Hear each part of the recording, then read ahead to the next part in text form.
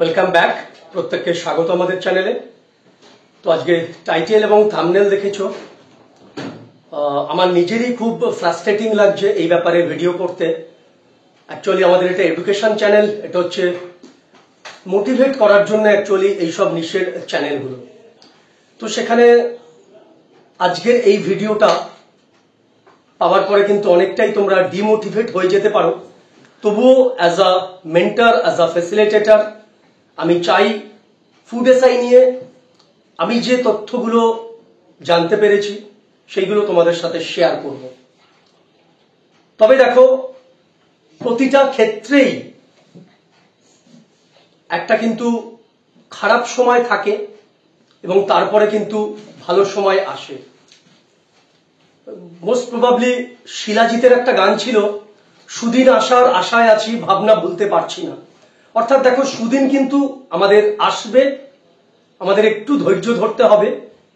তবে বর্তমানে যা ফেস চলছে, আমরা বিগত 4-5 বছর ধরে যা দেখছি, বিশেষ করে কম্পিটিটিভ যারা কি চাকরির পরীক্ষার অ্যাসপায়ারেন্ট, তাদের যে স্ট্রাগল চলছে, এটা সত্যিই কিন্তু মানে প্রচন্ড রকম ফ্রাস্ট্রেটিং, এক কথায় ফ্রাস্ট্রেটিং।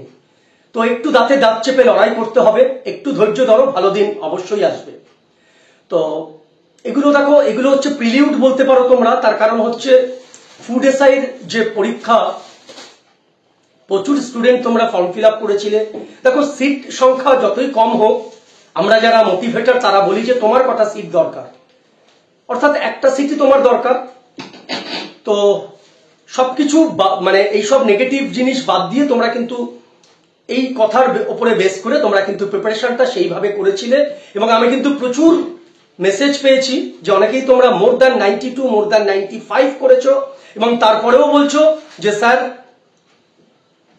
আমরা চাই পরীক্ষাটা ক্যান্সেল হোক। তার কারণ হচ্ছে আমরা এত খেটে 95 বা 92 পাচ্ছি, আর দালাল চক্র যাদেরকে সাহায্য করেছে, দুর্নীতি যেভাবে হয়েছে, 100-তে 100 পাওয়া ক্যান্ডিডেট কিন্তু প্রচুর আছে। ফেসবুকে কিন্তু বিভিন্ন গ্রুপ ঘুরে বেড়াচ্ছে, মানে গ্রুপের ইনফরমেশন, যেখানে শুধুমাত্র এই ফুড এসআই তো একটু চাকরি, ডব্লিউবিসিএস এর মতন চাকরির ক্ষেত্রেও কিন্তু কিভাবে দুর্নীতি করা যায় সেই সব কিন্তু ফুটেজ, মানে সেই সব মানে ডকুমেন্ট কিন্তু ফেসবুকে ঘোরাঘুরি করছে। আমার মনে হয় পিএসসি সমস্তটা জানে এবং সমস্তটা জেনেও কিন্তু কোনো পদক্ষেপ নিচ্ছে না বা নেয়নি। তার কারণ হচ্ছে লাস্ট যে পরীক্ষা হয়েছিল ফুড এসআই, সেখানেও কিন্তু মামলা হয়েছিল এবং প্রচুর দিন পরে কিন্তু চাকরি পেল। অর্থাৎ এরকম যদি মানে ঢিলে ঢালা সিকিউরিটি হয়, এরকম যদি প্রশ্নের মান হয়, প্রশ্নের মান নিয়েও আমার বক্তব্য আছে। কারণ ফুড এসআই একটা খুব কম গ্রেডের পরীক্ষা নয়, গ্রুপ ডি গ্রেডের পরীক্ষা নয়। সেখানে প্রশ্নপত্রের মান তোমরা যারা অন্যান্য সরকারি চাকরির পরীক্ষা দাও তোমরা দেখেছো, কম্পেয়ার করেছো। তো যাই হোক, সিকিউরিটিটা তো দরকার ছিল। একটা কনস্টিটিউশনাল বডি যেখানে অ্যাডভার্টাইজমেন্ট হয়, অ্যাডভার্টাইজমেন্ট করে তারা বলে দিল যে প্রশ্নপত্র নিতে পারবে না, তারপরে প্রশ্নপত্র হোয়াটসঅ্যাপে ঘুরছে পরীক্ষার পরে। আমি মেনে নিলাম যে পরীক্ষার আগে বেরোয়নি, কিন্তু দেখলাম কি পরীক্ষার পরেই প্রশ্ন কিন্তু বিভিন্ন হোয়াটসঅ্যাপ, বিভিন্ন গ্রুপ, টেলিগ্রাম গ্রুপে প্রশ্নপত্র কিন্তু ভাইরাল হচ্ছে। তো কেউ তো এটা নিয়ে বেরিয়েছে, তাহলে সিকিউরিটি কোথায়? আরো যেটা হাসির ব্যাপার সেটা হচ্ছে গতকাল মোস্ট প্রবাবলি অ্যান্সার কি দিয়েছে, তো প্রশ্নই তো আপনারা দেননি, তাহলে আমি অ্যান্সারটা মেলাবো কি করে? আপনার তো কার্বন কপি দেওয়া উচিত ছিল। তাহলে এইসব ব্যাপার ডিসিশন মেকিং, আপনাদের তো কনস্টিটিউশন তৈরি করেছে এইসব ব্যাপারগুলোর জন্য উচ্চ মেধার, উচ্চ র্যাঙ্কের অফিসাররা আছেন, মাননীয় চেয়ারম্যান আছেন, ডেপুটি চেয়ারম্যান আছেন, সেক্রেটারি আছেন, অ্যাসিস্ট্যান্ট সেক্রেটারি আছেন, যারা প্রচুর বেতন পায় এবং বিভিন্ন টিম আছে। তারা তাহলে কি করলো? কিছু তো একটা অল্টারনেটিভ ভাববে। প্রশ্নপত্র দিল না, অ্যান্সার কি আপলোড করে দিল। কবে? গতকাল। তার আগে গিয়ে প্রচুর ছাত্রছাত্রী বিক্ষোভ দেখালো। কোনো কনসিডারেশনের জায়গা নেই, হুট করে বার করে দিল। তার মানে একটাই লক্ষ্য, যাতে মামলা হয়। এবং আমার কথা মিলে গেল, কলকাতা হাইকোর্টে কিন্তু এই ফুড এসআই নিয়ে কিন্তু মামলা হয়ে গেল। সম্ভবত প্রধান বিচারপতির এজলাসে এটা শুনানি হবে, অথবা জাস্টিস মান্থার ঘরে শুনানি হবে। এখনো বেঞ্চ নির্বাচন হয়নি, আজকেই ফাইল হয়েছে। বিস্তারিত তোমাদের সঙ্গে বলবো কারা করেছে। তবে একটাই কথা বলবো যে তোমরা হতাশ হয়েও না। হয়তো মামলার পরে এটা স্টে হয়ে যাবে, পরীক্ষাটা হয়তো অনেক দেরিতে বেরোবে। তবে আমি চাই এরকম কোন স্ট্রিক্ট অর্ডার, যেখানে পরীক্ষা কন্ডাক্ট করার আগে পিএসসি কে 10 বার ভাবতে হবে, যেন মামলা না হয়, যেন প্রশ্ন ফাঁস না হয়, যেন যে দুর্নীতি চক্র আছে তাদেরকে যেন চিহ্নিত করে উপযুক্ত শাস্তি দেওয়া যায়।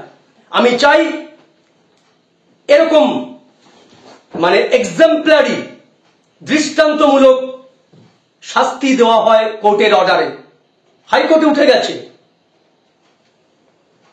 অ্যান্সার কি বার করে লাভ নেই, অ্যান্সার কি বার করে কিন্তু কোনো লাভ নেই। হাইকোর্টে মামলা উঠে গেছে। কিছুদিন আগেই চেয়ারম্যান নিযুক্ত নিয়ে হাইকোর্ট কিন্তু পিএসসির অ্যাডভোকেটদের খুব বাজেভাবে বলেছিল। আবার এইটাই ভৎসনা হবে, হয়তো সামনের সপ্তাহে বা এপ্রিল মাসে। সামনের সপ্তাহে আমাদের শুধু 2 দিন খোলা আছে, হয়তো 2 দিনের মধ্যে না হলে নেক্সট 1 তারিখ বা 2 তারিখে হবে। আবার কিন্তু বাজেভাবে ভৎসনা করবে হয় প্রধান বিচারপতি বা জাস্টিস মাধ্যা। আমি চাই পরীক্ষাটা আবার রি এক্সামিনেশন হোক এবং প্রশ্নপত্র দিয়ে দেওয়া হোক, অথবা প্রশ্নপত্র না দেওয়া হলে যেন অ্যান্সার কি মানে অ্যান্সার শিটের কার্বন কপি দিয়ে দেওয়া হয়। তো মামলা হলে কি হলো সেটা আমি অবশ্যই তোমাদের সঙ্গে শেয়ার করব। তবে ডিমোটিভেট হও না, অন্যান্য পরীক্ষার জন্য প্রিপারেশন নাও। তবে এটা হয়েছে একদিকে ভালো, তার কারণ ক্লার্কশিপের আগে এটা হয়ে যাক, ক্লার্কশিপটা তাহলে পিএসসি কিন্তু সচেতন হবে। তবে দেখো, ঝাড় খেয়েও তো লাভ নেই, কত থাপ্পড় খাচ্ছে, তারপরেও কিন্তু শুধরাচ্ছে না। এর আগেও কিন্তু পিএসসির বিভিন্ন পরীক্ষার উপরে মামলা হয়েছে। তো যাই হোক, কি হচ্ছে সেটা আমি জানাবো। তবে পিএসসির আধিকারিকদের কাছে একটাই আমার রিকোয়েস্ট, যারা নাকি চাকরি প্রার্থী তাদের কথা একটু ভাবুন। আপনারা তো জানেন যে এরকম করলে মামলা হবে, মামলা হলে পিছিয়ে যাবে। তার মানে কি পিছিয়ে দেওয়াটাই আপনাদের একমাত্র উদ্দেশ্য? দয়া করে একটু সহানুভূতিশীল হন।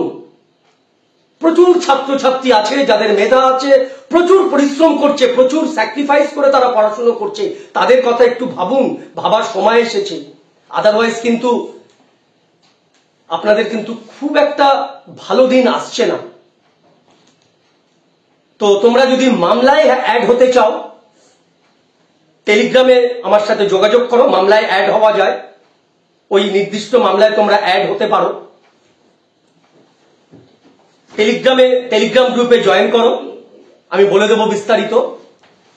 আরো যদি কিছু কমেন্ট থাকে অবশ্যই কমেন্ট বক্সে গিয়ে কমেন্ট করো, আর ভিডিওটা প্রচুর পরিমাণে ছড়িয়ে দাও, যাতে স্টুডেন্টরা জানতে পারে, চাকরি প্রার্থীরা জানতে পারে। তো চলো, আজকের মতন এতটুকুই।